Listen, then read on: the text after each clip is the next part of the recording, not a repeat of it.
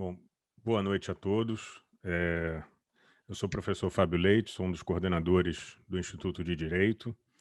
Hoje temos aqui a presença para a aula inaugural do curso de pós-graduação em Direito Imobiliário da professora Roberta Mauro, que é advogada, mestre e doutora em Direito Civil pela UERJ, professora dos cursos de graduação e pós-graduação da PUC-Rio, que vai proferir a aula inaugural do curso sobre o tema Distinção entre Direitos Reais e Obrigações.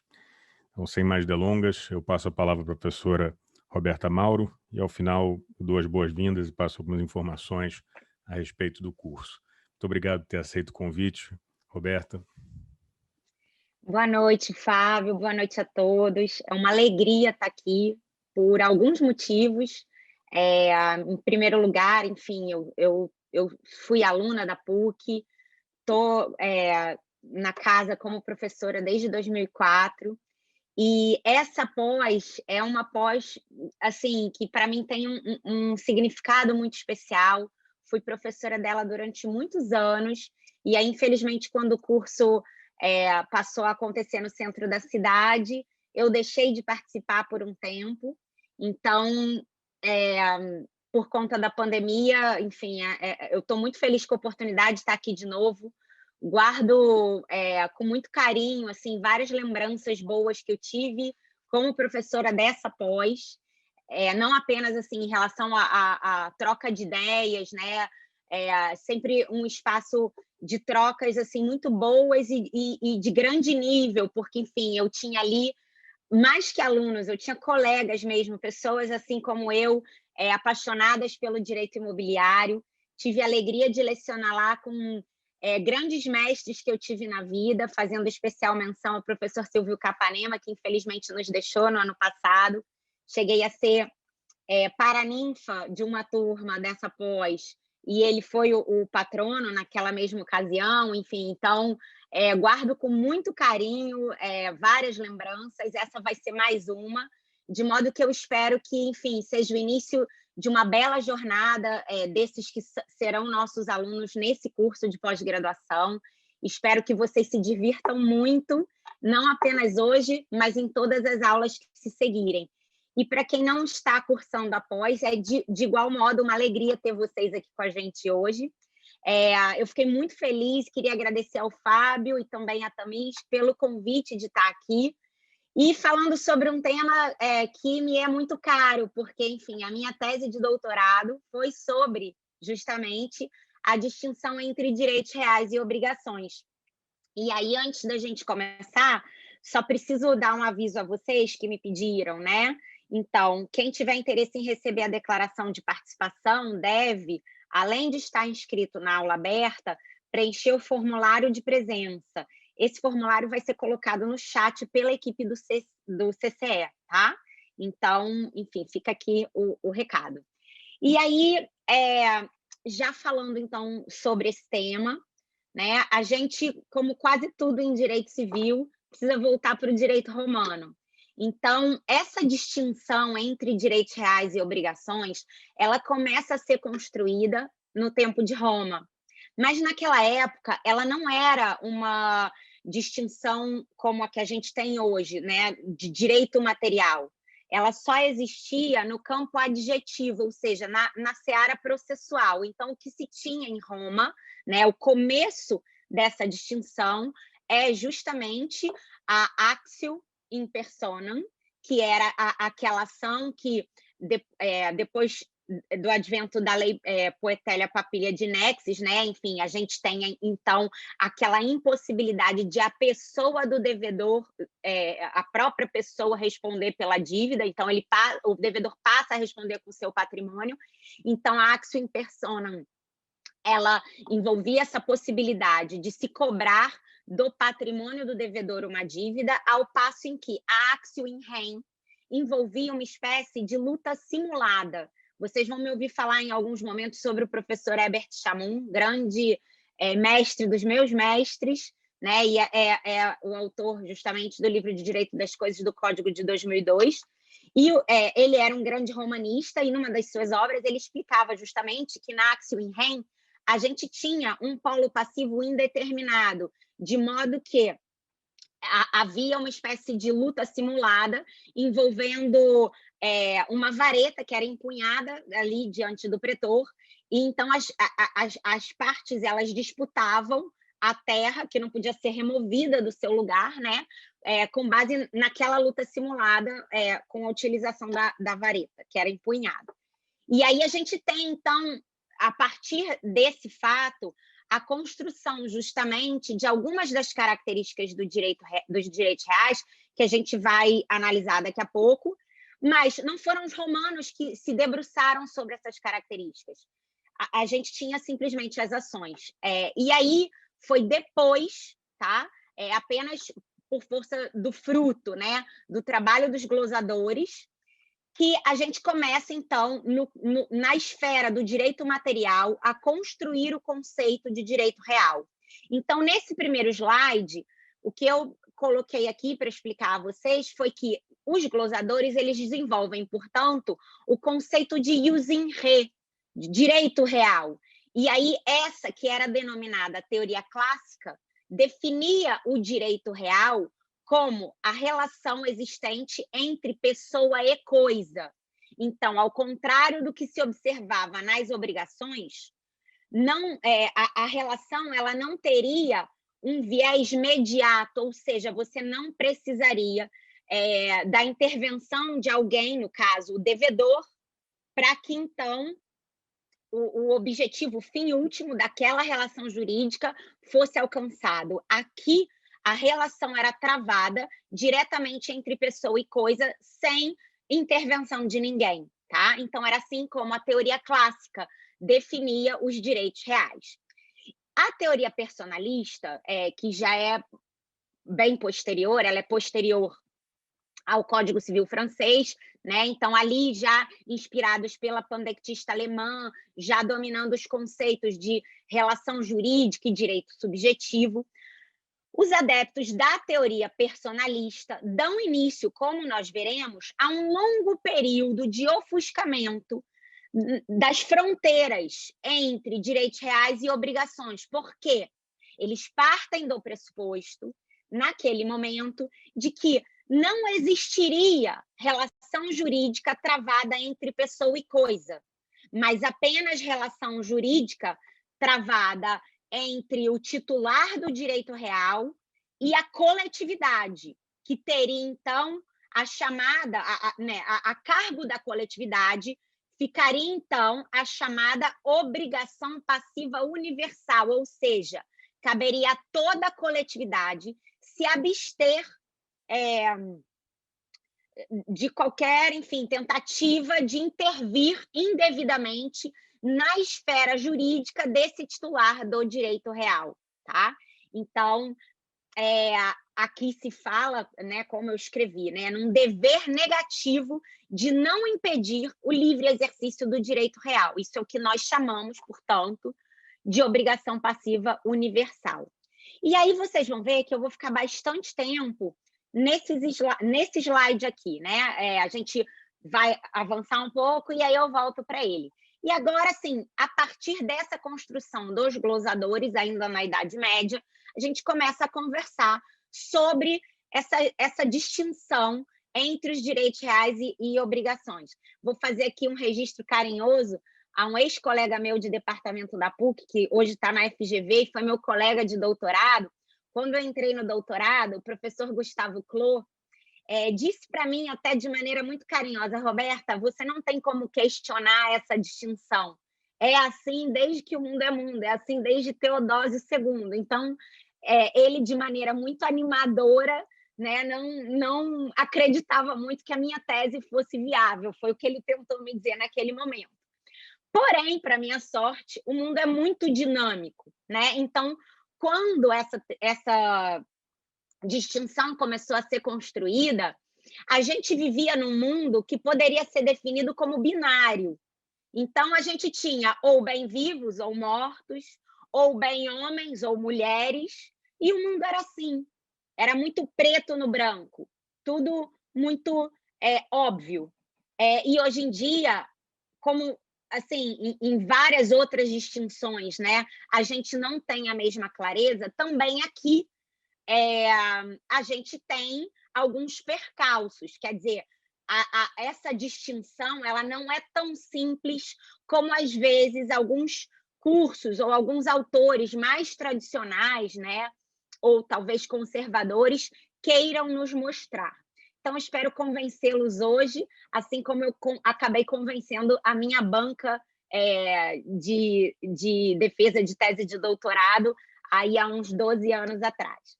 Então, em primeiro lugar, né, a gente teria, a partir das ideias dos glosadores, esse poder imediato, ou seja, um poder que é exercido diretamente sobre a coisa, em contraposição a esse poder mediato, que é conferido ao credor, ou seja, o credor ele só vai obter o crédito se então o devedor contribuir para tanto. Ele precisa da intervenção, da participação do devedor.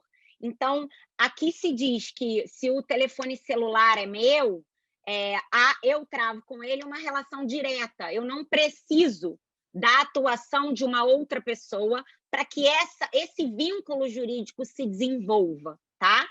E aí, a partir disso, portanto, nós teríamos outras características que vão se desenvolvendo como uma espécie de consequência desse fato, dessa noção de direito real, né?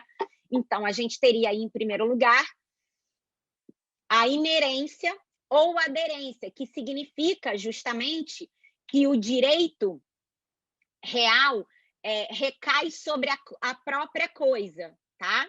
E porque ele recai sobre a própria coisa, vejam, a gente vai ter agora uma relação de causa e efeito. Então, porque, por força da inerência, o direito real recai sobre a própria coisa, isso significa que ele caminhará com a coisa por onde quer que ela vá.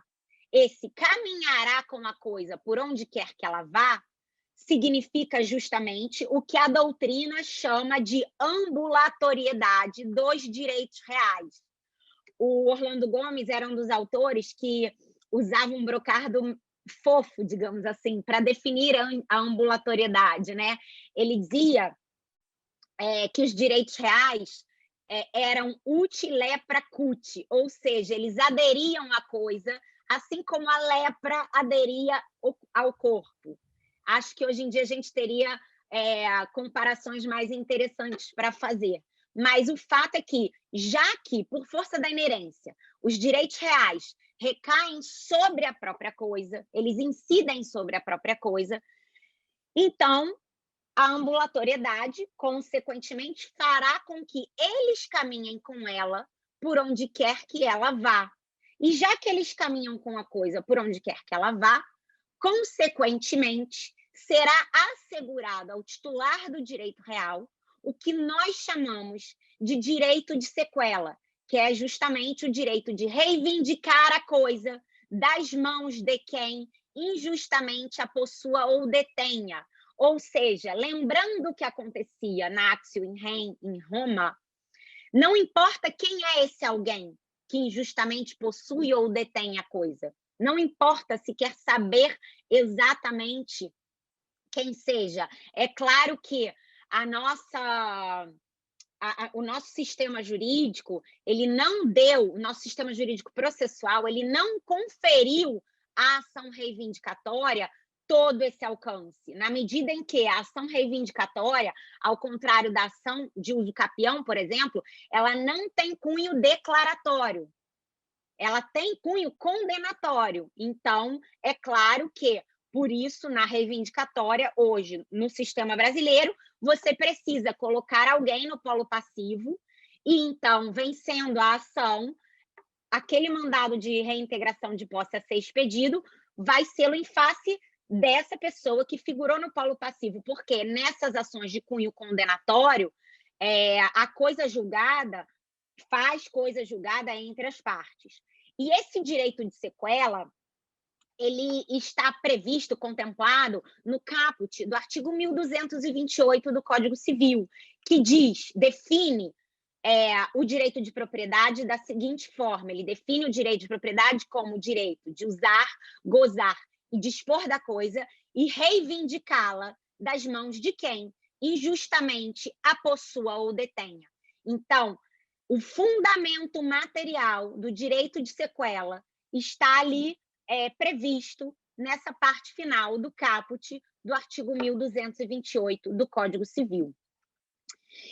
A gente não tem, como vocês podem ver aqui nessa parte de baixo, sobre os direitos de crédito, uma característica que se contraponha à inerência e à aderência, né, e à sequela. Então, essa é uma característica que, de fato, é peculiar aos direitos reais. E a gente vai entender agora, por força da próxima característica, qual é o motivo disso, na verdade, né? Então, agora a gente chega à oponibilidade erga omnes, que era tão cara justamente aos personalistas, aquela teoria personalista sobre a qual eu falei no início da aula.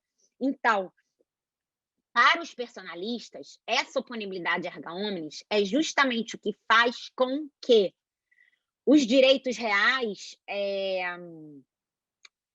sejam os direitos reais. Então, para os personalistas, essa obrigação passiva universal era a característica mais importante dos direitos reais, era a característica que mais os destacava, tá?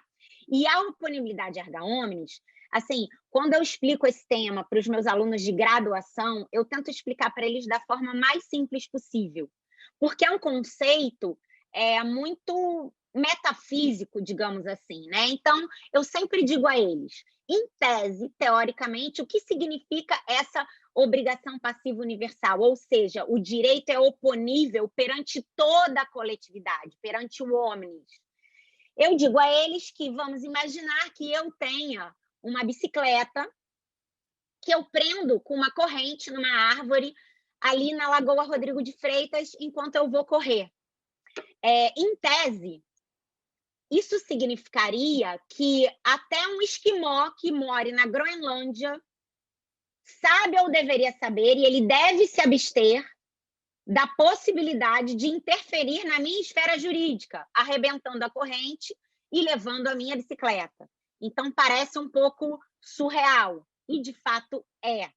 E aqui eu já inicio, então, uma pequena crítica a essas características da forma como elas foram colocadas ou idealizadas, né? A oponibilidade, na verdade, ela envolve uma certa confusão com o que nós deveríamos entender por inviolabilidade e eficácia real, tá?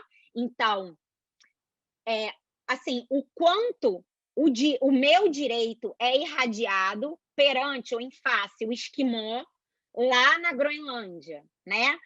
Então, no fundo, o que os personalistas chamaram de oponibilidade erga omnes, né, e de obrigação passiva universal, nada mais seria do que autores como Paul Roubier e outros franceses explicavam como uma inviolabilidade de direito subjetivo alheio, ou seja, a ideia era, na verdade, de que ninguém pode se sentir no direito de lesar outrem.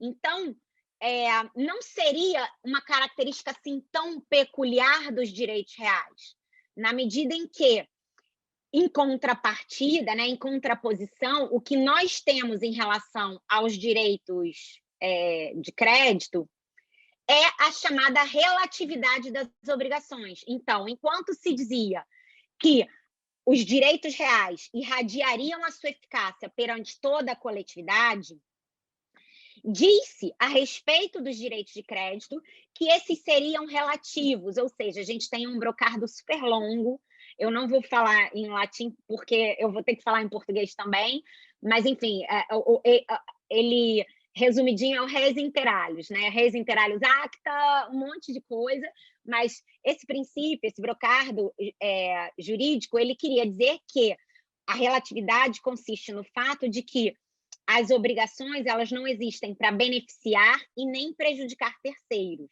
tá? Elas só vinculam as partes. Então, só que, a partir disso, não poderia ser possível considerar, como a gente vai ver daqui a pouco, eu vou avançar alguns slides para abordar esse tema com vocês, não seria razoável considerar ou admitir que um terceiro qualquer, apenas por não ter sido parte num contrato, poderia se sentir confortável em violá-lo, tá? Então, hoje em dia, a gente fala sobre a tutela aquiliana, a responsabilidade do terceiro cúmplice, enfim, a responsabilidade de alguém que, não sendo parte, interferiu nessa esfera jurídica dos contratantes de modo a violar um pacto jurídico, um contrato alheio que foi regularmente celebrado, tá? Então, depois, quando a gente for falar sobre a responsabilidade contratual e a extracontratual, eu vou voltar a esse tema com vocês. Mas o fato é que a leitura que era atribuída ao princípio da relatividade, ao tempo em que a teoria personalista foi desenvolvida, ela é, de certo modo, equivocada, porque o que se confunde aí é inviolabilidade e força obrigatória do contrato. Então, o princípio da relatividade das obrigações, ele nada mais significa que apenas as partes estarão vinculadas, adstritas à força obrigatória do contrato. Isso não quer dizer, por exemplo, que um terceiro qualquer possa se sentir à vontade ou confortável para contribuir com o descumprimento desse contrato do qual ele não figurou como parte. A gente vai ver mais para frente até uma menção feita em 2008 a essa, enfim, teoria da tutela externa do crédito, né, ou a responsabilidade aquiliana do terceiro cúmplice, mas o fato é que, em relação ao princípio da relatividade,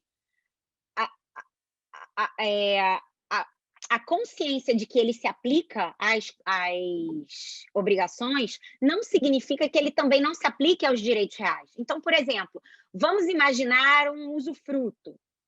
A gente não, o nu proprietário, ele não vai poder exigir de um terceiro que ele faça o inventário dos bens que foram dados em usufruto. Se você tiver um direito real de superfície, por exemplo, o cânon que eventualmente o superficiário terá que pagar ao proprietário do solo, ele não pode ser exigido de um terceiro. Então, relatividade tem a ver com força obrigatória do contrato. Porém, a inviolabilidade, que é um conceito atrelado à oponibilidade erga omnes, ela está ligada à relatividade também. Você não pode considerar, como eu disse antes, que apenas por força do princípio da relatividade das obrigações, qualquer terceiro, conscientemente, porque a gente vai falar sobre essa importância da consciência e da publicidade prévia, né, do vínculo, da publicização prévia, enfim, isso, o fato de você ter um contrato que apenas vincula as partes não dá ao terceiro o direito de interferir nessa esfera jurídica alheia de modo a violá-lo, apenas porque ele não figurou como parte, tá? Essa oponibilidade erga omnes, ela também, em tese, conferia aos direitos reais o que nós chamamos de caráter absoluto, tá? Porque justamente eles irradiariam a sua eficácia perante toda a coletividade, né? E não apenas entre as partes. Só que esse não era o único aspecto desse caráter absoluto. O Código Civil francês, rompendo com tradições medievais, e a gente vai falar melhor sobre isso quando eu abordar o numerus clausus, o Código Civil francês, ele tratava a propriedade mesmo como um direito absoluto. A gente não pode esquecer que a presença do Fábio aqui até me inspira a falar um pouquinho sobre isso, né? O direito de propriedade era um dos direitos fundamentais de primeira geração, né? Então, era aquele momento no qual o legislador francês estava ali considerando que o Estado era opressor.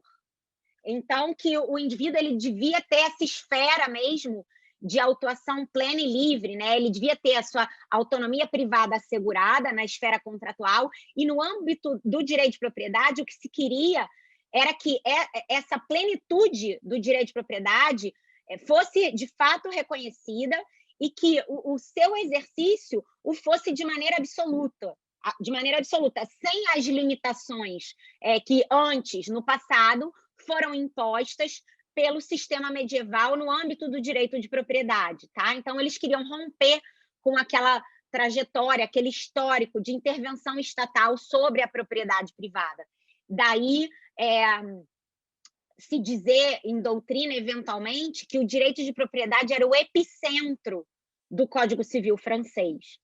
Só que essa oponibilidade que é atribuída aos direitos reais, ela não cai do céu.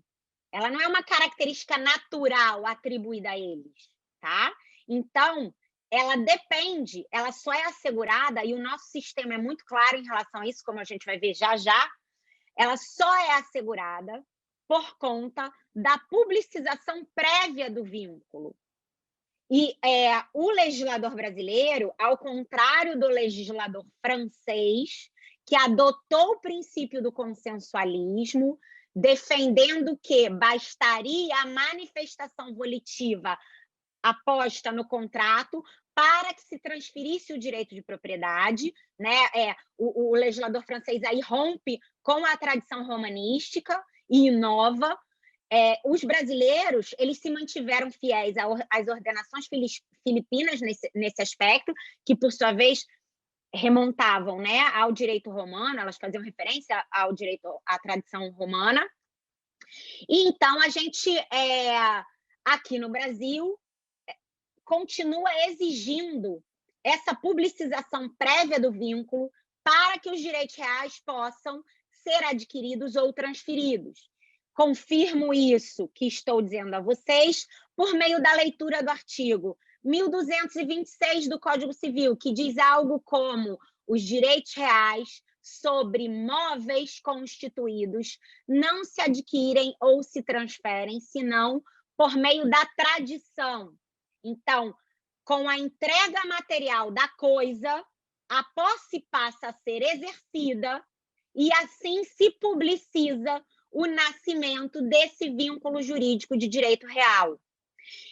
Já o 1227, por sua vez, diz que os direitos reais sobre imóveis não se adquirem ou se transferem, senão por meio do registro. E o artigo ressalva apenas as hipóteses expressamente previstas em lei em sentido contrário. Então, nós teremos, por exemplo, a sucessão causa-mortes, por conta da cesina hereditária, né, que uma vez aberta a sucessão, a posse, a propriedade dos bens é transferida de maneira indistinta aos herdeiros, e a usucapião também, né, ela prescinde, no caso, do registro, né? O que caracteriza a usucapião é a consumação da prescrição aquisitiva. Essa, sim, tem o condão de fazer nascer esse direito real de propriedade, que depois vai ser declarado por meio da ação de usucapião, tá? Então, a publicidade é uma exigência, justamente porque, se parte do pressuposto de que os direitos reais são oponíveis erga omnes, deve forçosamente ser dado conhecimento à coletividade da existência daquele direito. Então, a gente volta, por exemplo, ao exemplo da bicicleta presa pela corrente na árvore. Uma coisa é você encontrar uma bicicleta jogada no lixo. Outra coisa completamente diferente é você entrar em contato com um sinal exterior que revela para você o fato de que aquele bem é alheio. Então, vejam, há aí uma questão que envolve justamente, como eu me referi antes, a oponibilidade, né? Essa ideia de inviolabilidade, de nemine ledere, né? E aí a gente vai, então, falar sobre o que acontece quando esse alguém indeterminado já não mais tão indeterminado, interfere indevidamente, de modo indevido, nessa esfera jurídica alheia, tá? Então, no âmbito dos direitos reais, justamente porque eles são havidos como oponíveis erga omnes, né? Quando a gente fala em eficácia real, isso é muito importante que vocês guardem na cabeça de vocês. A oponibilidade, ela atua justamente no plano da eficácia. Então, qual é o tipo de eficácia que as obrigações irradiam? Bom, se ninguém mais tem conhecimento da existência daquele vínculo jurídico, elas vão irradiar a sua eficácia somente entre aquelas partes, as partes contratantes.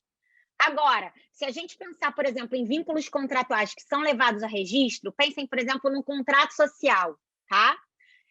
Registrado na junta comercial. Esse contrato, ele é levado ao conhecimento do público.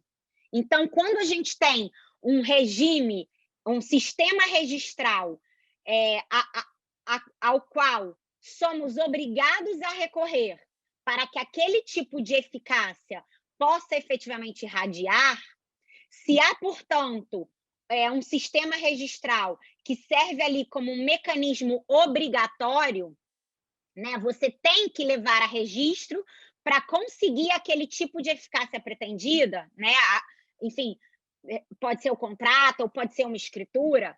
Então, se essa providência é exigida por lei, o terceiro sabe ou devia saber que ele deveria se abster de confrontar ou violar essa esfera jurídica alheia, tá?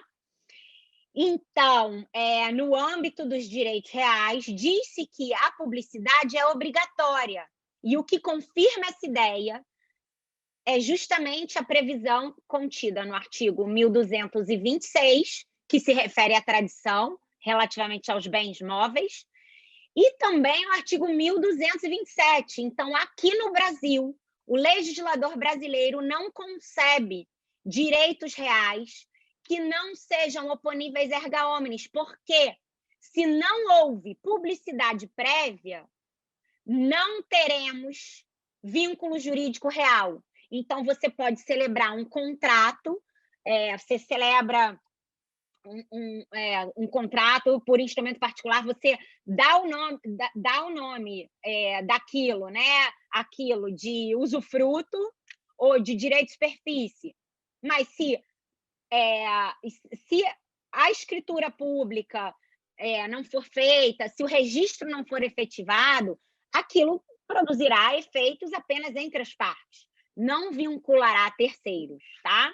Então, para os direitos reais, a publicidade é uma regra, ao passo que para os direitos de crédito, nem sempre ela será obrigatória. O direito societário é uma exceção fartamente citada a essa regra de não se estar obrigado à publicização do vínculo na esfera das relações creditícias, tá? Das relações obrigacionais. Então, continuando aqui, a gente tem uma outra característica que é atribuída aos direitos reais, que diz respeito à preferência, né? O bom e velho prior in tempore posseur in iure. Primeiro no tempo, melhor no direito. O princípio da preferência, né? Ele se desdobra em mais de uma frente. Então, em primeiro lugar, ele quer dizer que aquele que primeiro se tornou titular da coisa terá preferência em detrimento dos demais. Daí se falar, por exemplo, no princípio da anterioridade registral, né? Então, a nossa lei de registros públicos, ela é expressa no sentido de que terá melhor direito sobre o bem aquele que efetivou o registro em primeiro lugar. Então, esse será, por força da anterioridade registral, considerado o verdadeiro proprietário. Mais para frente, quando eu falar sobre o usucapião tabular, a gente vai voltar a esse tema. E, além disso, a preferência quer dizer também, ela quer significar também, no âmbito dos direitos reais de garantia, anticrese, penhor e hipoteca, que aquela coisa, o bem que é objeto da garantia, responderá prioritariamente com todo o seu valor ao pagamento da dívida. Quer isso dizer que, em detrimento de outros credores, aquele credor que é dotado de garantia real terá, portanto, um direito de preferência sobre o valor da coisa no momento em que o que nós chamamos de ius distraendi, que é esse poder de execução, esse poder de executar a coisa para se pagar com o seu valor, for então exercido, tá? E aí, antes de eu falar sobre o numerus clausus, eu gostaria de falar também sobre uma característica que é atribuída eventualmente aos direitos reais, e eu acabei esquecendo de mencionar aqui, que é o princípio da especialidade. A especialidade significa que os direitos reais só recairiam, em tese, sobre coisa existente no presente, ao contrário dos direitos de crédito, que podem recair sobre coisa futura. Esse dogma, ele hoje pode ser refutado com base em alguns exemplos da vida moderna. Então, eu imagino que alguns de vocês, meus alunos hoje, atuem no mercado imobiliário na esfera, né, das incorporações imobiliárias. E o contrato de incorporação ele serve justamente para refutar essa assertiva, na medida em que quando se promete a venda à unidade autônoma, ela ainda não existe. Então, no momento do lançamento da incorporação, quando essas unidades são postas à venda, elas só são um emaranhado de plantas, de projetos, você tem uma maquete lá que você está vendo, mas a unidade ainda não existe, ela é um bem futuro, tá? Naquele momento, ela é uma fração ideal, é uma unidade a construir. Então, esse dogma da especialidade, ele também pode ser facilmente refutado hoje, tá? E aí a gente entra numa outra característica dos direitos reais, que também rende uma boa conversa. Então, o artigo 1225 do Código Civil, ele diz que são direitos reais, e aí ele elenca a propriedade, o uso, usufruto, a habitação, o direito de aquisição do promitente comprador, o direito de superfície e assim sucessivamente, tá? Então, a partir disso, se discute se a única fonte criadora de direitos reais no Brasil seria a lei, tá? Então, em tese, muitas pessoas falam em princípio do numerus clausus, mas aqui eu tenho que fazer novamente referência ao professor Gustavo Clô, que há muitos anos escreveu um artigo explicando isso, né? A gente tem aqui uma verdadeira regra. O artigo 1225 do Código Civil, ele tem a característica de uma regra, a configuração de uma regra, né? Ele não é propriamente um princípio, mas, enfim, o numerus clausus quer dizer, portanto, essa regra do numerus clausus quer dizer que, teoricamente, a única fonte criadora de direitos reais é a lei. Por quê? E a gente vai falar sobre a origem do numerus clausus agora, né? Não seria dado aos particulares criar vínculos jurídicos que são oponíveis perante terceiros. Então, somente ao legislador seria dado criar esse tipo de vínculo jurídico. E aí, antes de eu começar até a questionar isso, a gente precisa voltar para o numerus clausus e entender o momento em que ele se cria, né? Então, o numerus clausus ele tem origem no âmbito dos direitos reais, no momento em que o Código Civil francês entra em vigor, e a intenção do legislador francês era romper com aquele histórico de ônus diversos que recaíam e incidiam sobre os direitos reais, dificultando muito que eles mudassem de mãos. Então, naquele momento em que a Revolução Francesa, né, tinha deixado como legado, né, a ascensão da burguesia, dentre outros legados, como a ascensão dos direitos humanos, mas, enfim, a Revolução Francesa nos deixa esse legado. Então, a classe em ascensão é a burguesia, que até então não era titular de propriedade imobiliária, que para aquela sociedade extremamente agrária, né? A gente ainda está falando de um período aí pré-revolução industrial na Inglaterra. Então, na França, naquele momento, o bem mais valioso que existia era a terra. E havia ali uma intenção de permitir que esse bem mais valioso saísse das mãos do clero e da nobreza, que eram seus únicos titulares, eram seus titulares principais. E aí, para que a gente pudesse romper com esse histórico anterior, medieval, né, sistema feudal e tal, então era preciso deixar muito claro na lei quais eram os ônus possíveis que poderiam recair sobre esses bens, tá? Então, a lei passa a ser, naquele momento, a única fonte criadora de direitos reais. Mas é importante que vocês entendam que o numerus clausus é, na verdade, uma técnica legislativa. Ele não é uma característica própria dos direitos reais. Então, vocês podem pensar, por exemplo, que nós temos um numerus clausus para as sociedades empresárias. Só serão consideradas sociedades empresárias aquelas que estão previstas em lei. De igual modo, no sistema tributário, somente os tributos que foram idealizados e contemplados pelo legislador serão tributos. E num passado não tão remoto assim, né? Estou falando daquele período anterior à decisão do STF, que reconhece as uniões homoafetivas como entidades familiares, a gente tinha decisões lamentáveis em tribunais estaduais, como o nosso aqui no Rio de Janeiro, né, que diziam justamente que o artigo 226 da Constituição Federal, que versa sobre as famílias, envolveria um rol fechado, um números clausus de entidades familiares, de modo que eles fundamentavam a falta de competência, né, das varas de família para dirimir controvérsias decorrentes da dissolução de uniões homoafetivas.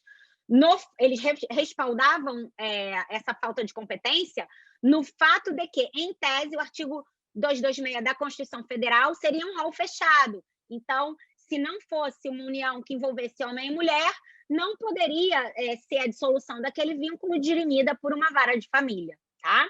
Então, o numerus clausus ele não é uma característica dos direitos reais, ele é uma técnica legislativa que foi usada nessa seara. Tá?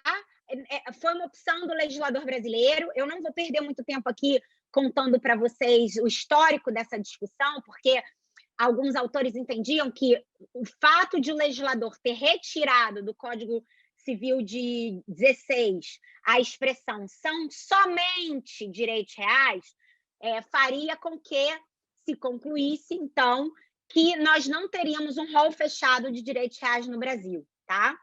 Outros países, como a Espanha, têm um rol aberto. Eles adotam um sistema números abertos. Então, não somente ao legislador se confere essa prerrogativa de criar direitos reais. Porém, em que pese o numerus clausus eventualmente possa servir como amarra, e aí eu faço referência aqui a uma constatação triste do professor José de Oliveira Ascensão, em 1968, já há bastante tempo, né? Ele constatou que, e isso tem relação com números clausus, que os direitos reais eles não se renovavam, eles não estimulavam a doutrina. Por que eles não se renovavam? Eles não estimulavam a doutrina a escrever sobre ele, e como a doutrina não escrevia sobre eles, eles não se renovavam. E o grande culpado, em tese, por esse ciclo vicioso, né, seria justamente o numerus clausus.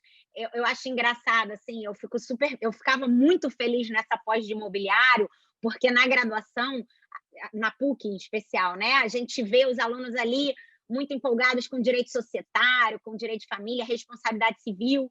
E assim, quando eu começo a conversar sobre posse com eles, eu vejo todo mundo assim, eu não sei se eu vou gostar disso.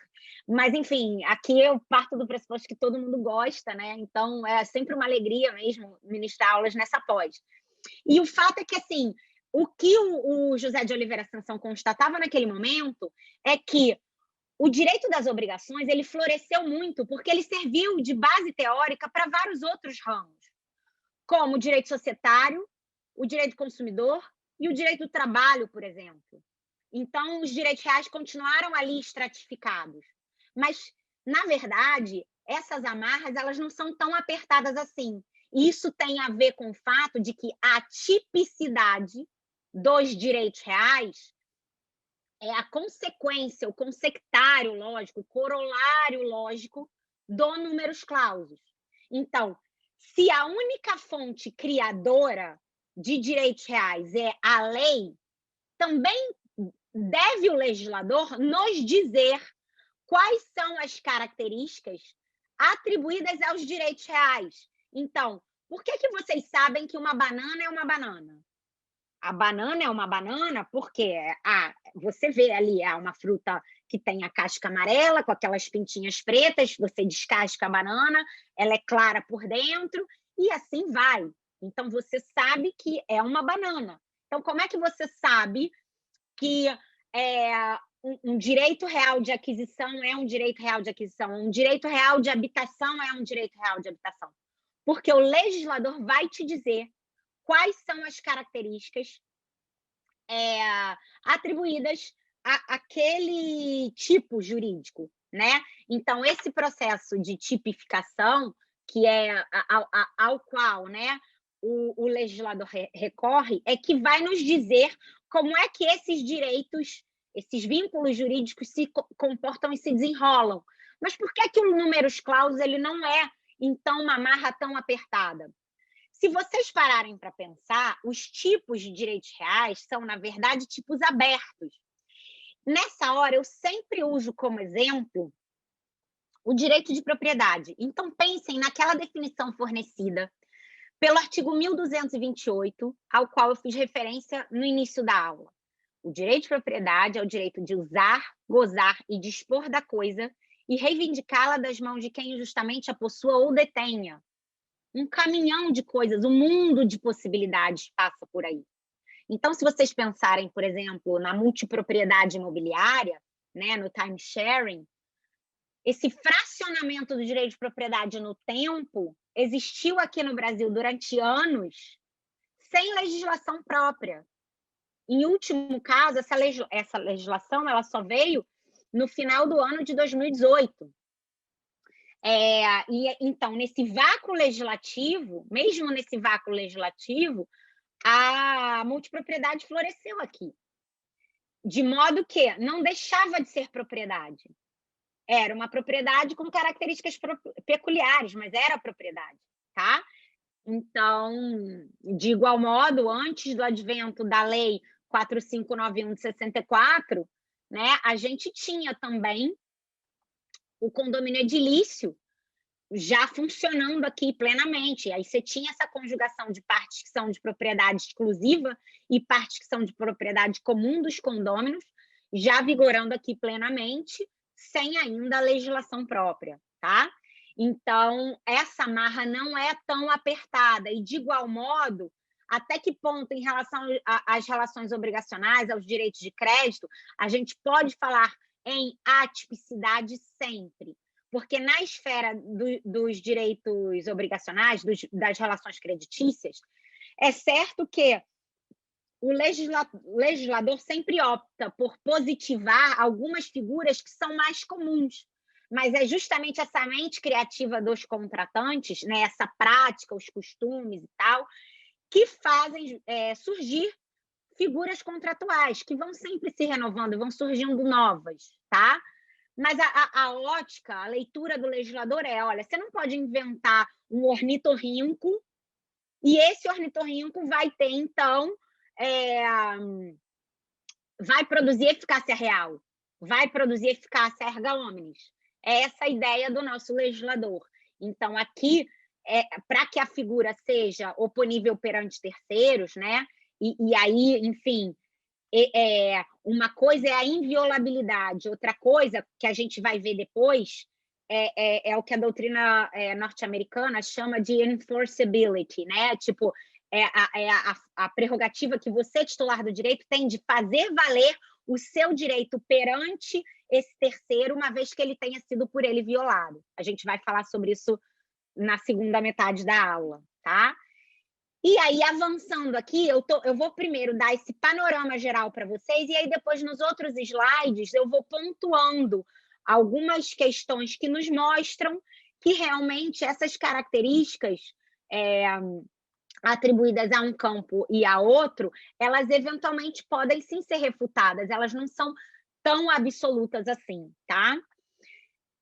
Seguindo aqui, a gente tem, em relação aos direitos reais, a ideia de imprescritibilidade, no sentido de que eles não se extinguiriam pelo não uso. Então, teoricamente, isso significaria, né, que se eu sou titular de um direito de propriedade, eu sou dona de um terreno, eu pego aquela escritura, eu pego minha matrícula, né, guardo ali no fundo da gaveta, não uso para nada, que aquele meu direito de propriedade, ele não vai se extinguir pelo não uso.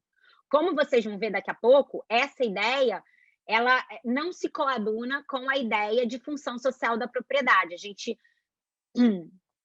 tem a função social da propriedade como um princípio hoje positivado pelo legislador constituinte, e esse fato, ele produz alguns efeitos muito concretos, bastante concretos, como a gente vai ver daqui a pouco, tá? E aí, então, em tese, se você precisasse ajuizar uma ação reivindicatória, já se disse no passado que a ação reivindicatória ela seria imprescritível, porque se o direito real não se extingue pelo não uso, ele não se extingue pela inércia do titular, ao titular seria dado o ajuizamento da ação reivindicatória a qualquer tempo. Ele poderia ajuizar essa ação quando ele bem entendesse, 20, 30 anos depois, tá? A gente vai analisar mais para frente o caso da favela Pullman, que foi o nosso leading case, né, em termos de questionamento dessa ideia de imprescritibilidade dos direitos reais, e vocês vão entender que hoje esse dogma ele não se sustenta, muito embora a gente ainda encontre referência à imprescritibilidade dos direitos reais em algumas decisões, sobretudo aquelas que eu não vou falar sobre isso hoje, mas, enfim, certamente o professor de vocês que vai ensinar promessa de compra e venda fará referência às decisões do STJ que consideram imprescritível a ação de adjudicação compulsória quando a promessa de compra e venda foi levada a registro, fazendo nascer, assim, um direito real de aquisição. Então, a gente ainda vê algumas referências a isso na jurisprudência brasileira, tá? Em contrapartida, a inércia do credor conduz à prescrição, que é uma prescrição extintiva, ao contrário da prescrição, em tese, aplicável aos direitos reais, que é uma prescrição completamente diversa, prescrição aquisitiva, que é justamente a uso capião, que envolve a aquisição do direito e não a sua extinção, né? Assim, você não tem uma pretensão fulminada, como se tem na prescrição extintiva. Você tem o nascimento do direito por força do decurso, desse lapso temporal, tá? E aí, seguindo aqui, se diria ainda, a doutrina portuguesa faz referência a isso, né? Se diria aqui que enquanto os direitos reais teriam função ordenadora ou atributiva, os direitos de crédito eles teriam função cooperativa. Essa, de todas as características, é a que mais me agrada e mais faz sentido para mim, porque quando eu me debrucei sobre esse tema, o que eu observei é que a gente tinha uma distinção que era muito pautada e baseada na estrutura desses direitos, né? Na estrutura. Então, o que é aquilo? Todo instituto jurídico ele tem forçosamente uma estrutura e uma função. A estrutura diz respeito ao que ele é, como diz o Pietro Perlingieri, também mestre dos meus mestres. E além dessa estrutura, todo instituto jurídico tem uma função, que é o para que serve. Então, essa ideia de função ordenadora ou atributiva dos direitos reais diz ao fato de que, eventualmente, a gente vai ter que fazer a seguinte pergunta: por que é que os ordenamentos jurídicos precisam de um sistema de direitos reais, de um sistema de direito das coisas? Por que a gente precisa daquele livrinho no Código Civil? A gente precisa daquele livrinho no Código Civil porque os ordenamentos jurídicos precisam ser capazes de explicar quem pode ser titular do quê, em que momento e em que medida. E mais, para que você seja titular de alguma coisa, para que eu seja dona dessa garrafa, eu tenho que ter uma causa jurídica para isso. Vocês sabem que a gente tem um princípio importantíssimo, né? Que não é, enfim, um princípio que se aplica só aqui no Brasil, mas em vários ordenamentos jurídicos, que envolve a vedação ao enriquecimento sem causa. Então, a sua aquisição precisa ter uma causa, de modo que essa forma de explicar os direitos reais e as obrigações assim estanque, como se eles não dialogassem, se eles não interagissem, se eles não conversassem, me parece muito ultrapassada, porque a relação entre eles é simbiótica. A propriedade leva ao crédito e vice-versa. Se você não é titular de patrimônio, você vai ter dificuldade, você terá dificuldade para captar crédito, né? Eu não vou ter tempo de falar aqui com vocês sobre microcrédito, mas, enfim, é um tema muito importante quando a gente conversa sobre função social e acesso aos bens. Mas o fato é que, se você não tem um bem para dar em garantia, você não consegue financiamento para comprar uma geladeira. Então, você precisa ser titular de patrimônio para se tornar devedor. E assim, é o acesso ao crédito, portanto, que te leva à propriedade e vice-versa. E quando você pensa, por exemplo, em figuras jurídicas de direito real, quando a gente fala em eficácia real, a gente está falando necessariamente da eficácia externa que aquele vínculo irradia. Então, é um vínculo oponível erga omnes, porque ele foi previamente publicizado. Então, se você recorrer a um mecanismo obrigatório de publicidade, como o registro de imóveis, terceiros sabem ou deveriam saber que você é o proprietário ou que você é o usufrutuário. Mas isso não faz com que a gente acredite, ou não nos permite acreditar que a propriedade não te gera obrigações, que o exercício do direito de propriedade não vai lhe gerar obrigações. E também não dá para acreditar, por exemplo, que o usufruto ou o direito de superfície não envolve um vínculo obrigacional, de natureza obrigacional, entre no proprietário e usufrutuário, ou proprietário do solo e titular da propriedade superficiária. Então, não dá para enxergar essas duas categorias como, por exemplo, enxergava o Teixeira de Freitas, né? Eu estou aqui rumando para o final dessa parte da aula, mas, assim, só para vocês terem uma noção do quanto era importante essa distinção para o direito civil, o Teixeira de Freitas ele dizia que, sob a distinção entre direitos reais e obrigações, repousaria todo o sistema de direito civil.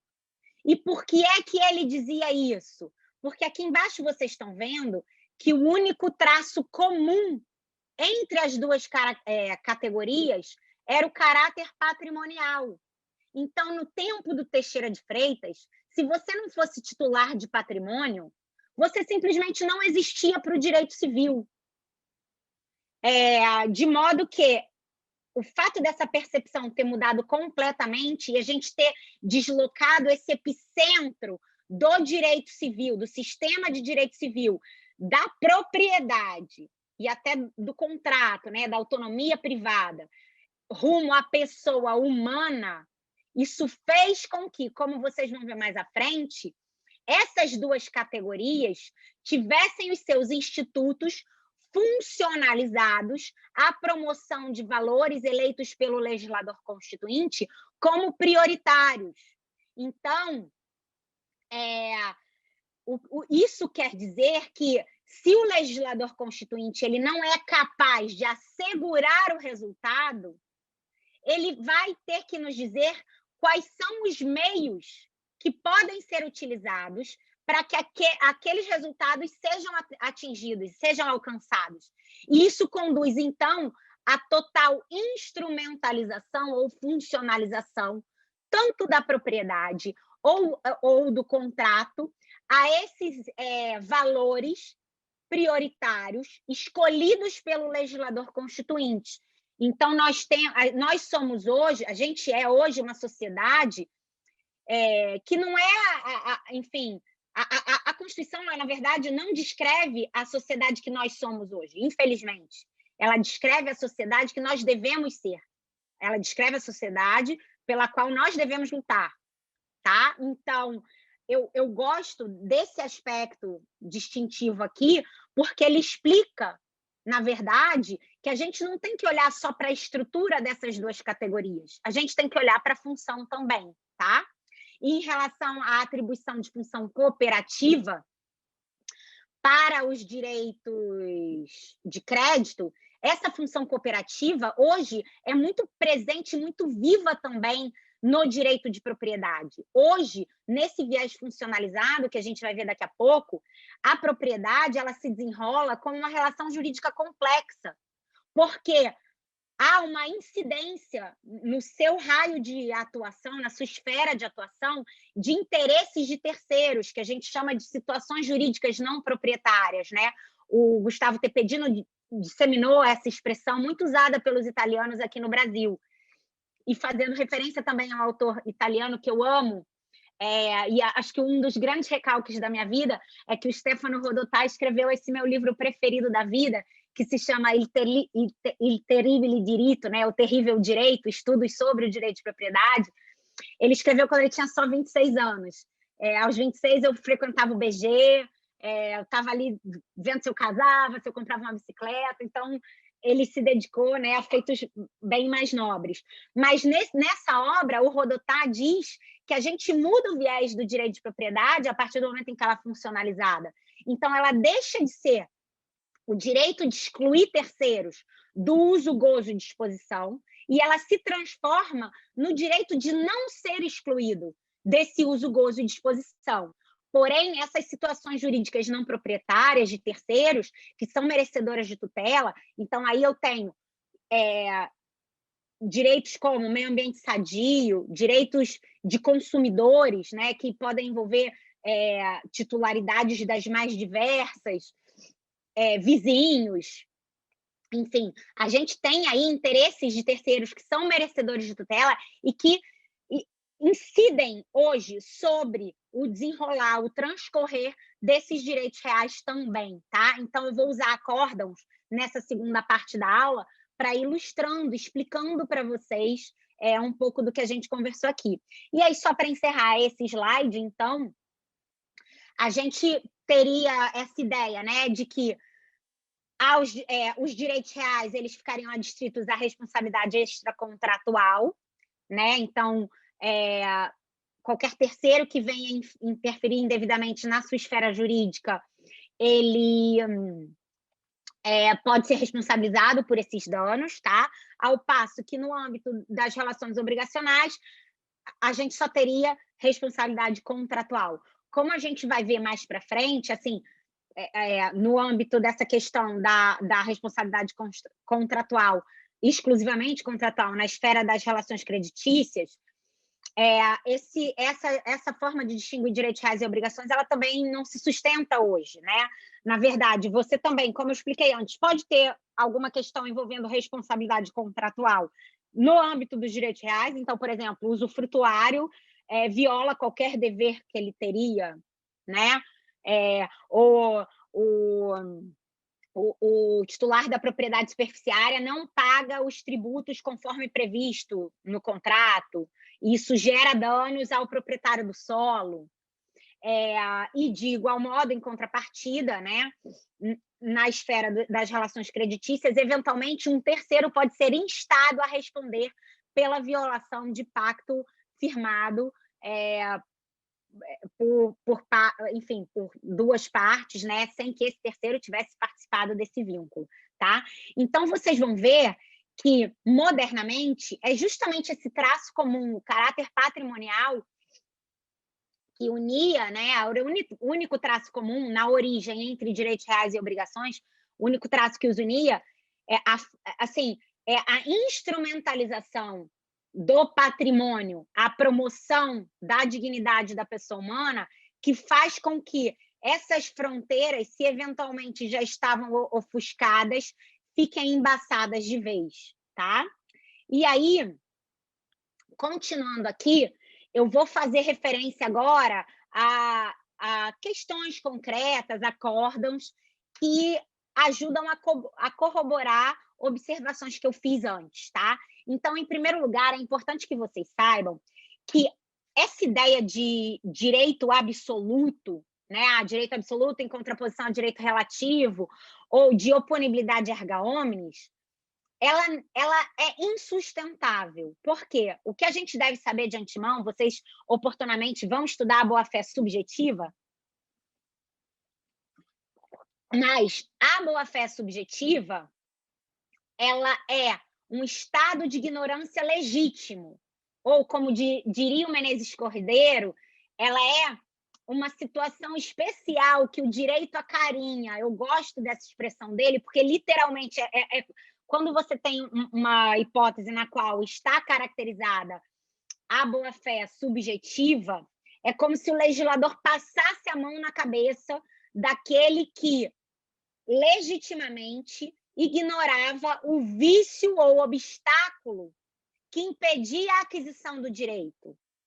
Então, esse adquirente de boa-fé, ou um eventual possuidor de boa-fé, esse que está de boa-fé, quando se trata de boa-fé subjetiva, o que se tem é alguém que ignora o fato de estar lesando outrem, tá?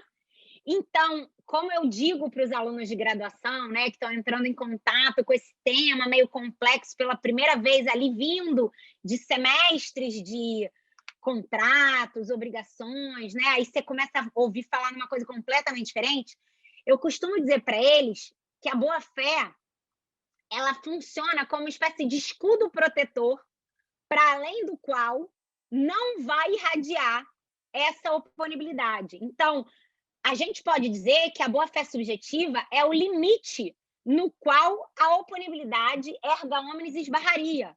Daí não ser possível afirmar que ela é, de fato, oponibilidade erga omnes. Porque se caracteriza uma situação de boa-fé, então aquela eficácia real não vai irradiar perante aquele adquirente de boa-fé, tá? O direito dele prevalece, eventualmente até contrariando uma situação de anterioridade registral, tá? E eu vou dar aqui alguns exemplos para vocês de como o legislador brasileiro reconhece isso. Então, em primeiro lugar, a Lei 10.931 de 2004, que foi aquela que nos trouxe o patrimônio de afetação, que vocês também vão estudar futuramente, essa mesma lei, ela alterou a nossa lei de registros públicos para introduzir nela um parágrafo 5º, né, no artigo 214. Esse artigo 214, no caput, ele fala sobre ação de cancelamento de registro. E aí o parágrafo 5º diz que não será cancelado o registro quando o adquirente de boa-fé ficou por tempo suficiente com o imóvel registrado no seu nome para adquiri-lo por uso capião. Então, o que está aqui o legislador dizendo? Está ele dizendo que a boa-fé subjetiva, ela tem um efeito sanante. Como assim? Havia um vício de origem naquela aquisição imobiliária. Porém, por força do fato de aquele terceiro adquirente de boa-fé ignorar legitimamente esse vício, e vejam, não é qualquer ignorância. Essa ignorância legítima, ela deve envolver um erro excusável, ou seja, um erro desculpável e invencível. Isso significa que qualquer pessoa, nas mesmas circunstâncias, erraria igual. É por isso que quando um cliente meu vai adquirir um imóvel, eu entrego para ele todas as certidões do vendedor, do imóvel, tudo, entrego aquele joguinho de certidão para ele e falo: olha, isso aqui você vai guardar até morrer, ou até vender o imóvel, porque é justamente essa documentação que prova que você está hoje de boa fé, que você, nesse momento, ignora por completo qualquer tipo de vício que possa macular essa aquisição imobiliária, tá? Então, a usucapião tabular diz respeito ao fato de que a anterioridade registral, que poderia justificar um eventual cancelamento de registro, não prevalecerá quando estivermos diante da hipótese na qual aquele réu, na ação de cancelamento de registro, já tiver ficado com o imóvel registrado no seu nome por tempo suficiente para usucapi-lo. Então, a usucapião tabular, ela é como se fosse uma usucapião virtual. Você não vai ter que ajuizar uma ação de usucapião.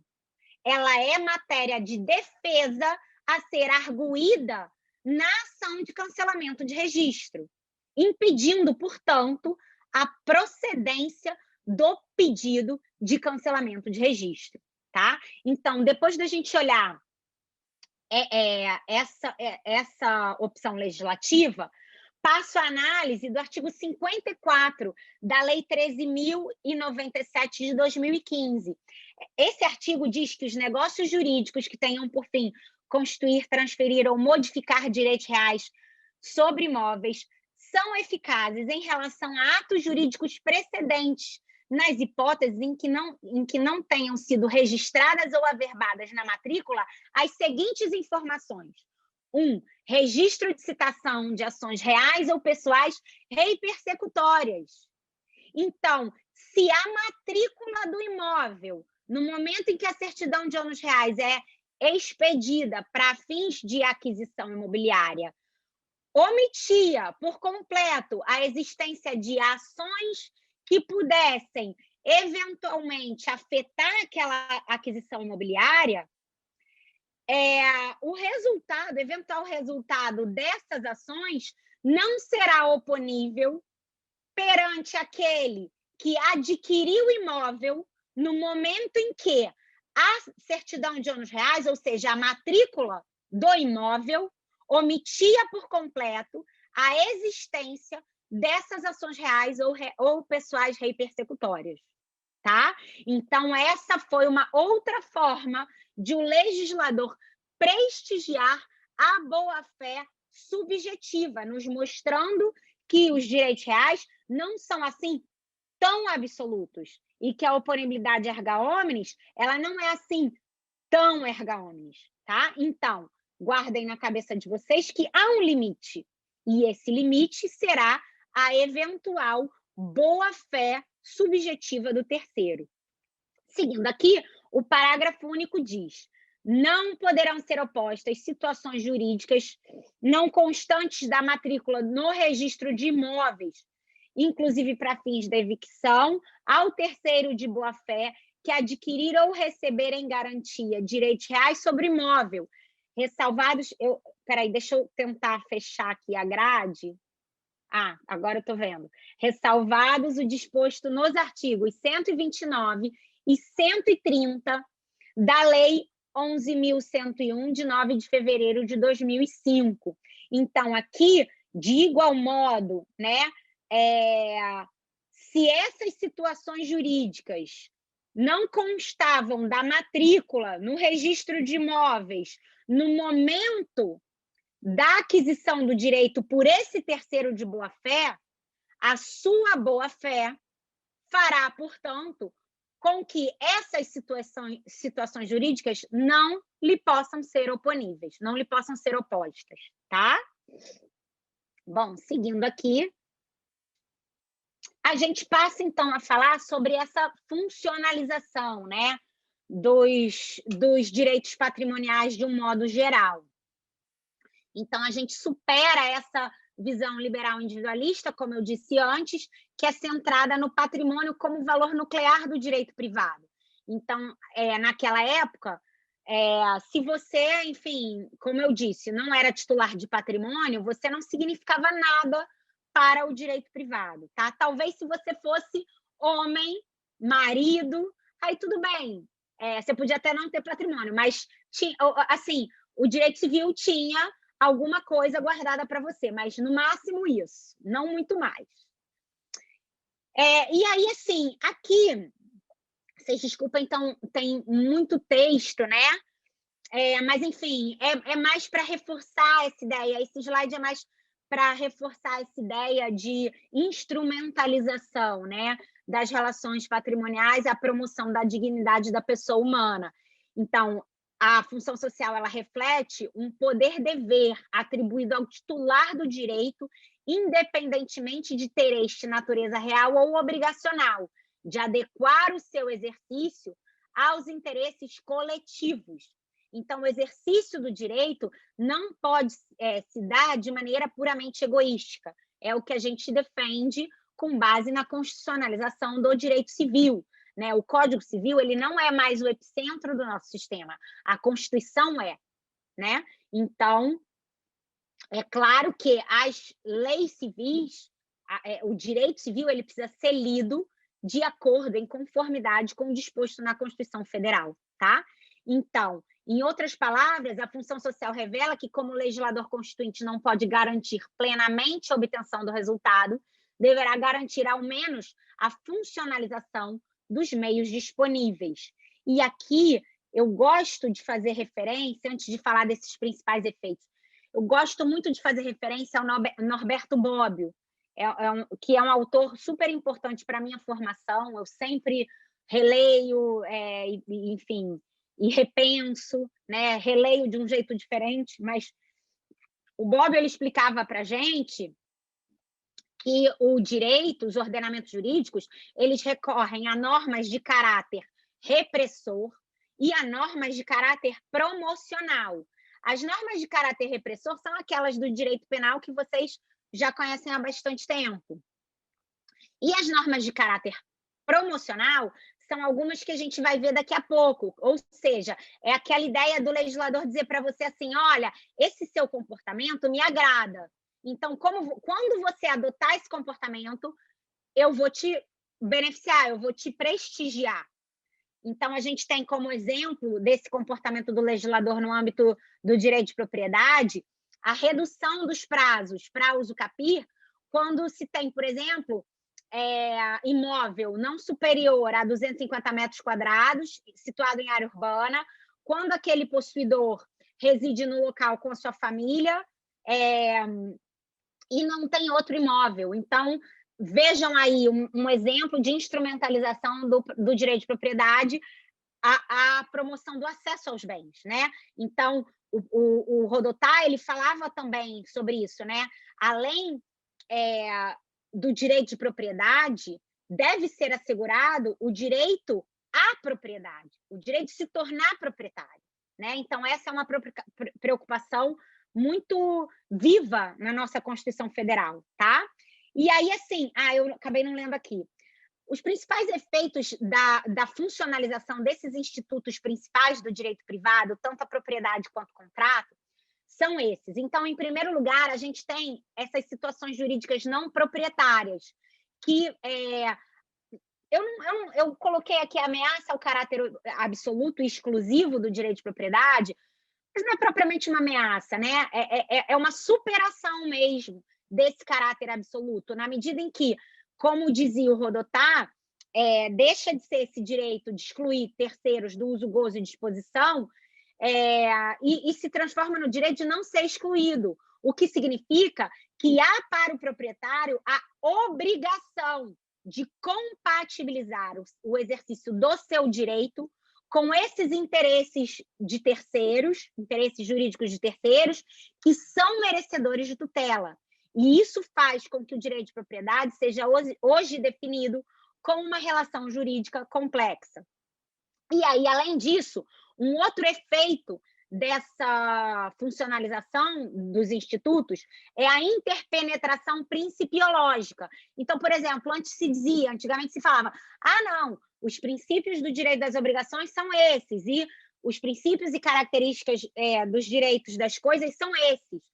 Hoje em dia, até se falava, quando começou a se falar sobre boa-fé objetiva, se dizia, não, ela atua na esfera obrigacional. Mas essa interpenetração principiológica quer dizer que, já que a propriedade e o contrato são instrumentos de promoção da dignidade da pessoa humana, conforme os ditames constitucionais, a gente vê, por exemplo, casos como esse aqui é o leading case, por isso eu optei por trazer esse acórdão mais antigo, porque esse é o leading case. Então, vejam que já em 1999, antes do advento do Código de 2002, já se aplicava o princípio da boa-fé objetiva, no caso, nesse acórdão, o Rui Rosado, que foi o relator, ele fazia referência a suprécio, né? Então, nesses casos em que o condomínio permite que um condômino use em regime de exclusividade uma área comum por longo período de tempo, isso gera nesse condômino a expectativa legítima de que o condomínio continuará se comportando assim. Então, a boa-fé subjetiva passou a ser usada, a boa-fé objetiva passou a ser usada como argumento para justificar a improcedência de ações de reintegração de posse que eram movidas por condomínios em face de condôminos que usavam essas áreas comuns em regime de exclusividade, tá? Então, a gente começa a ver que esses princípios, eles começam a permear as duas esferas, né? Tanto a dos direitos reais quanto a dos direitos obrigacionais. Aqui a gente tem um outro caso, se vocês quiserem tirar uma foto e anotar esse RESP, mas é a mesma situação, né?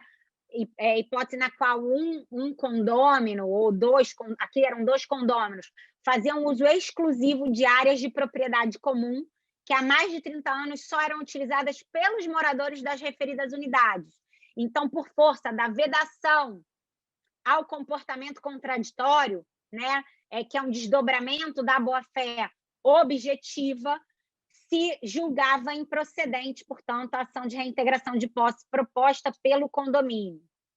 E aqui a gente já começa a falar desse questionamento do direito de propriedade como um direito absoluto, né?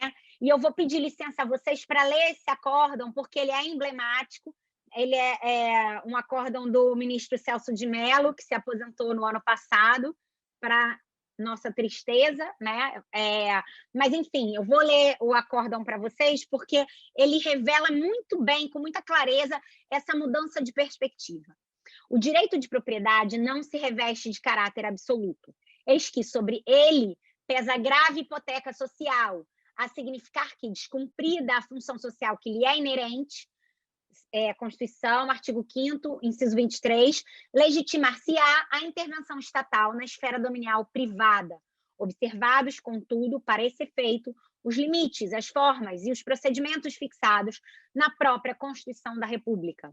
O acesso à terra, a solução dos conflitos sociais, o aproveitamento racional e adequado do imóvel rural, a utilização apropriada dos recursos naturais disponíveis e a preservação do meio ambiente constituem elementos de realização da função social da propriedade.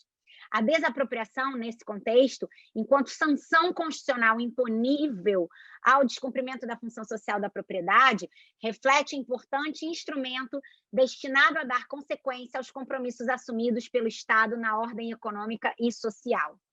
Incumbe ao proprietário da terra o dever jurídico-social de cultivá-la e de explorá-la adequadamente, sob pena de incidir nas disposições constitucionais e legais que sancionam os senhores de imóveis ociosos, não cultivados e ou improdutivos, pois só se tem por atendida a função social que condiciona o exercício do direito de propriedade, quando o titular do domínio cumprir a obrigação 1. De favorecer o bem-estar dos que na terra labutam, 2. De manter níveis satisfatórios de produtividade, 3. De assegurar a conservação dos recursos naturais e 4. De observar as disposições legais que regulam as justas relações de trabalho entre os que possuem o domínio e aqueles que cultivam a propriedade. Então, fica essa referência aqui a esse acórdão do STF. E, na sequência, é preciso que vocês entrem em contato, então, assim, já que ele refuta, ele questiona esse dogma, né, do caráter absoluto do direito de propriedade. Na sequência, a gente precisa analisar aqui o acórdão, que foi também o leading case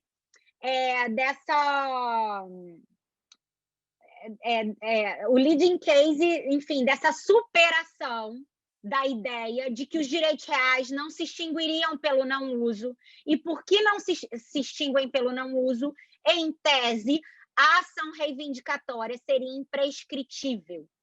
Aqui, vou então ler para vocês o acórdão que passou para a posteridade como o caso da favela Pullman. Esse acórdão é do TJSP e o relator foi o desembargador José Osório de Azevedo Júnior, que talvez vocês conheçam por força do livro sobre promessa de compra e venda. O atual direito positivo brasileiro não comporta o pretendido alcance do poder de reivindicar atribuído ao proprietário pelo artigo 524 do Código Civil. Ele está fazendo referência ao Código de 16. A leitura de todos os textos do Código só pode se fazer à luz dos preceitos constitucionais vigentes. Não se concebe um direito de propriedade que tenha vida em confronto com a Constituição Federal ou que se desenvolva paralelamente a ela. As regras gerais, como se sabe, se arrumam de forma piramidal. Ao mesmo tempo em que manteve a propriedade privada, a CF a submeteu ao princípio da função social. E aqui se faz referência a todos os artigos, vários dos artigos. Esse princípio não significa apenas uma limitação a mais ao direito de propriedade, como, por exemplo, as restrições administrativas que atuam por força externa àquele direito, em decorrência do poder de polícia da administração. O princípio da função social atua no conteúdo do direito. Entre os poderes inerentes ao domínio, previsto no artigo 524, usar, fruir, dispor e reivindicar, o princípio da função social introduz um outro interesse social que pode não coincidir com o direito do proprietário. Assim, o referido princípio torna o direito de propriedade, de certa forma, conflitivo consigo próprio, cabendo ao judiciário dar-lhe a necessária e serena eficácia nos litígios graves que lhes são submetidos. No caso dos autos, o direito de propriedade foi exercitado pelos autores e por seus antecessores de forma antissocial. O loteamento, pelo menos no que diz respeito aos 9 lotes reivindicandos e suas imediações, ficou praticamente abandonado por mais de 20 anos. Não foram implantados equipamentos urbanos. Em 1973, havia árvores até nas ruas. Quando da aquisição dos lotes, em 78, 79, a favela já estava consolidada. Em cidades de franca expansão populacional, com problemas gravíssimos de habitação, não se pode prestigiar tal comportamento de proprietários. O ius reivindicandi fica neutralizado pelo princípio da função social da propriedade.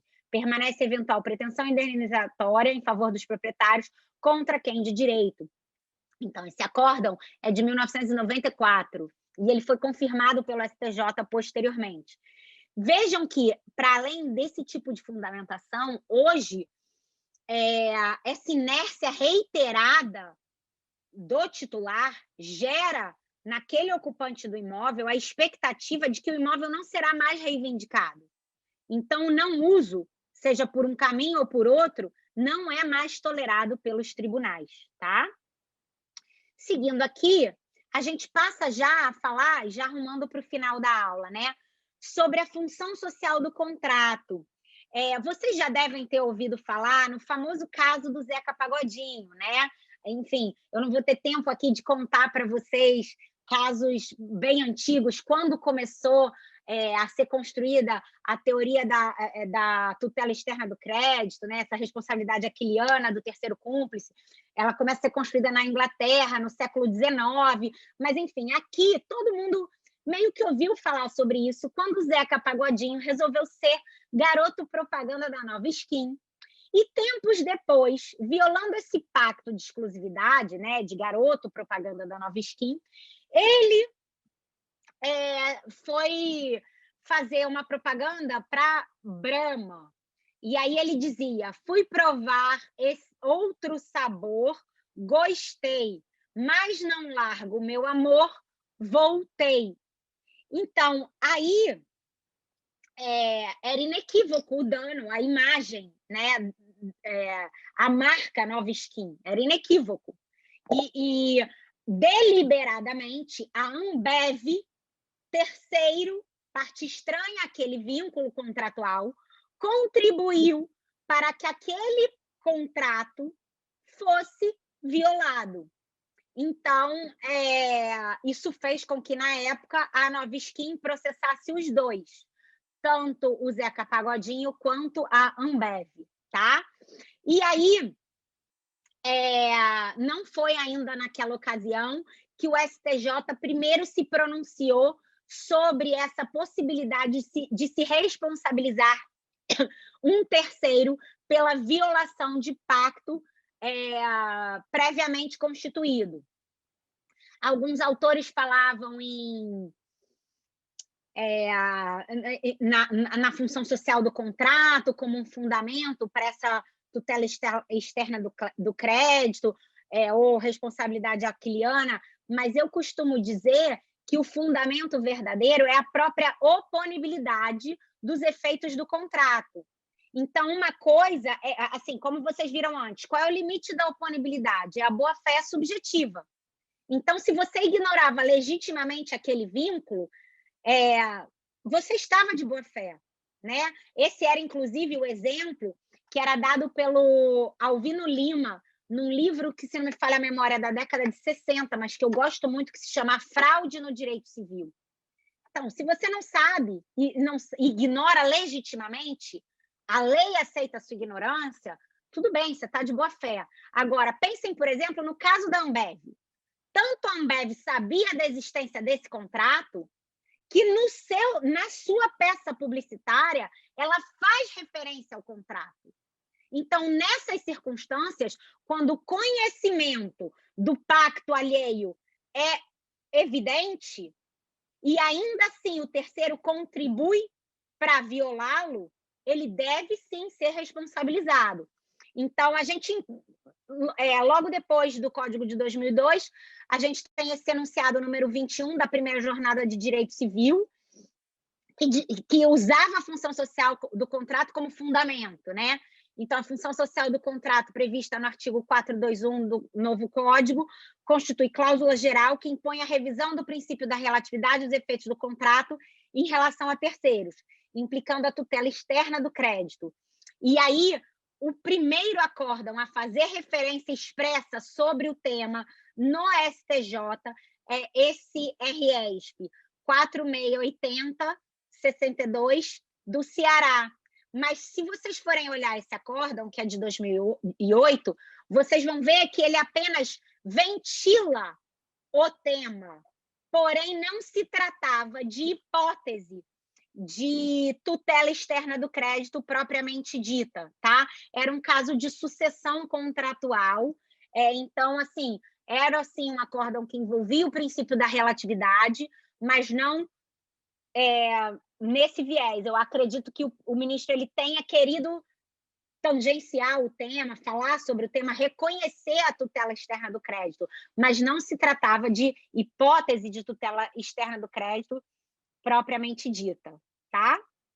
Aqui eu trouxe para vocês um outro acórdão, que é do TJ aqui do Rio, que serve para refutar, né, essa ideia de que porque os direitos reais eram absolutos e os direitos de crédito eram só relativos, os direitos reais seriam superiores ou mais fortes, enquanto os de crédito seriam direitos fracos. Então, esse caso envolve uma hipótese na qual se tinha um terceiro, né, que adquiriu um imóvel por força de uma procuração, mas essa procuração, na verdade, não dava poderes a quem vendeu para vender. E eu nem concordo muito com esse acórdão, não, tá? Porque, com base na boa-fé e na função social do contrato, eles dizem que esse adquirente que firmou uma escritura tipo papel de pão teria um direito que deveria prevalecer em detrimento do proprietário, que outorgou uma procuração para uma pessoa alugar um imóvel, ele só tinha poderes para alugar, e aí esse cara foi e vendeu. É lógico que isso só ficou se desenrolando na seara possessória, mas o TJ do Rio, a Defensoria Pública, ajuizou uma ação de adjudicação compulsória do imóvel, e, com base nesses argumentos, o TJ do Rio entendeu por bem manter com essa pessoa, dada a sua humildade, o imóvel. Eu defendo que a boa-fé subjetiva é um status que não pode ser flexibilizado.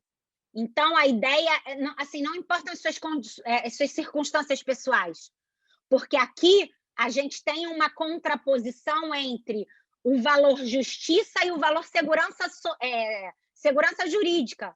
Se você flexibiliza muitos conceitos que caracterizam a boa-fé subjetiva, essa balança ela pende muito mais para o valor justiça, mas torna o tráfego jurídico das relações patrimoniais inseguro. E isso não pode acontecer. Então, para que a sua boa-fé subjetiva seja caracterizada, você tem que ter pedido todas as certidões, você tem que ter analisado toda a documentação. Então, aqui, eu acho que é razoável que a gente se atenha àquela ideia realmente de homem médio, porque se você flexibiliza demais, aí qualquer papel de pão serviria para justificar a caracterização de um possuidor ou adquirente de boa-fé. E, na prática, isso não é o que acontece, tá?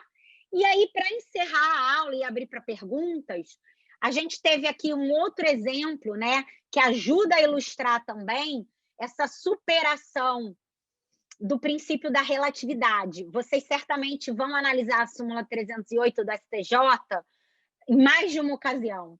O professor de promessa de compra e venda deve falar sobre ela, o professor que ensinar a incorporação deve falar sobre ela, e o professor que explicar a hipoteca deve falar sobre ela, tá?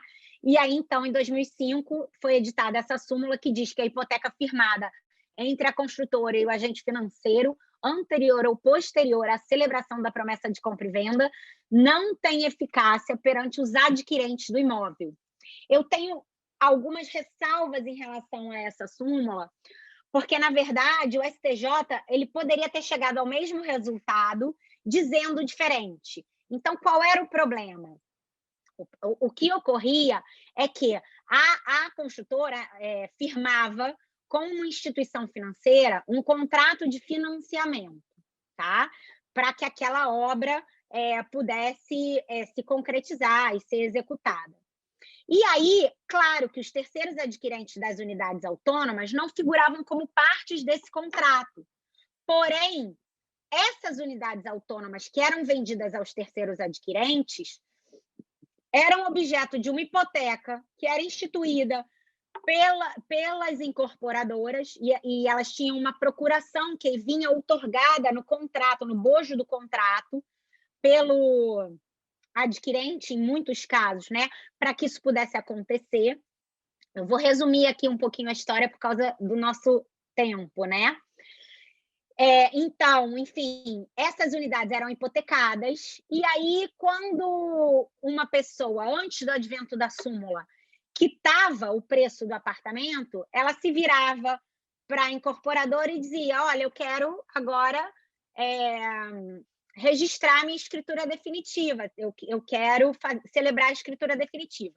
E aí quando se dirigia ao registro, para efetivar o registro, né, e assim transferir a propriedade, vinha o credor hipotecário e dizia: "Não, não vou anuir, porque, você pode ter quitado com a incorporadora, mas a incorporadora não quitou com ela, comigo, a obrigação que tinha, em decorrência do financiamento do imóvel. Então, eu não vou anuir com essa baixa da hipoteca, né, com a averbação da baixa". E, era realmente problemático. Hoje, essa prática ainda acontece, tá, mas ela, apesar da súmula, mas ela ficou, ela deixa, assim, de dar margem a tantos conflitos, porque vem descrito no contrato, habitualmente, que se houver um atraso nessa baixa da hipoteca, a incorporadora vai pagar uma multa por isso e, a incorporadora e as instituições financeiras desenvolveram o pagamento do que a gente chama de VMD.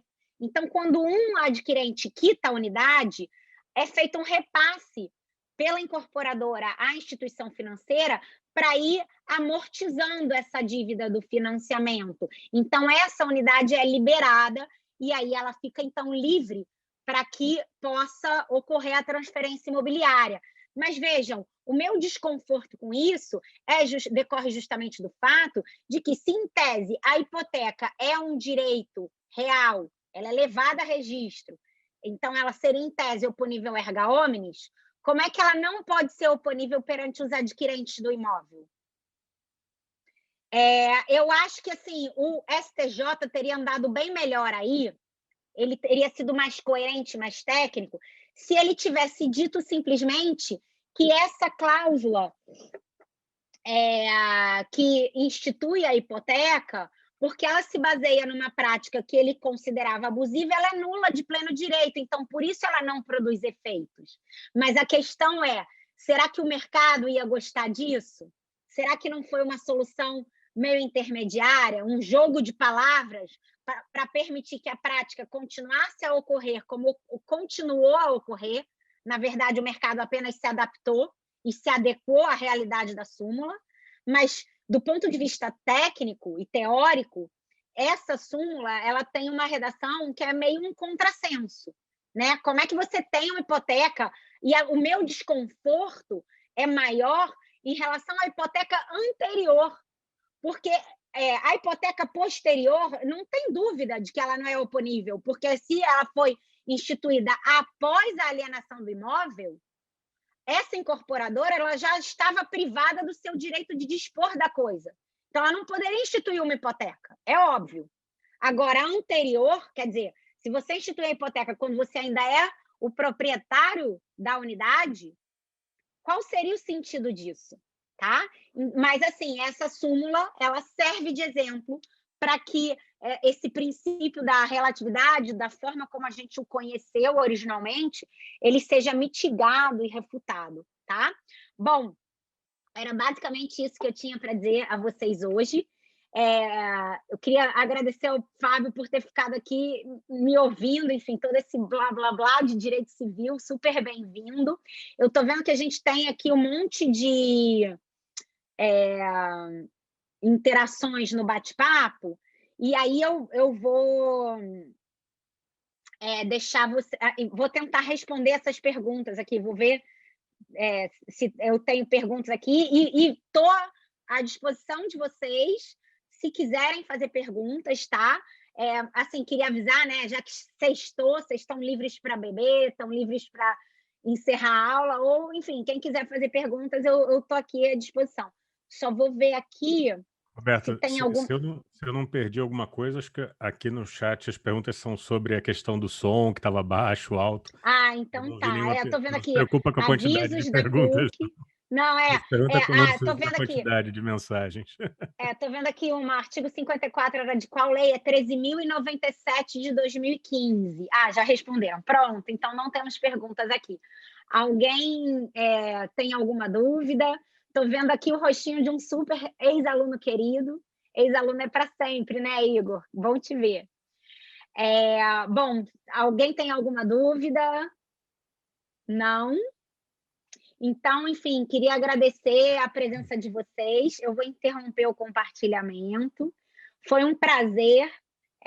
Eu faço aqui, deixo aqui meus votos de que vocês tenham um curso incrível, que aprendam muito, e eu espero esbarrar com vocês em outras oportunidades, tá bom? Boa noite, tenha um excelente final de semana. Fábio, obrigada. Um Bom, beijo. eu é que agradeço em nome da coordenação pela excelente aula inaugural. Quero dar as boas-vindas aos alunos do curso, em nome do Instituto de Direito. Informar que o e-mail do Instituto é institutodedireito@puc-rio.br, tá? Para quem tiver... Deixa eu ver que tem... institutodedireito@puc-rio.br. E qualquer dúvida, vocês podem encaminhar para Cileia, que é responsável da secretaria por esse curso. Agradecer mais uma vez à professora Roberta e desejar um ótimo curso para vocês. É isso, gente. Boa noite a todos e bom final Boa de semana. noite.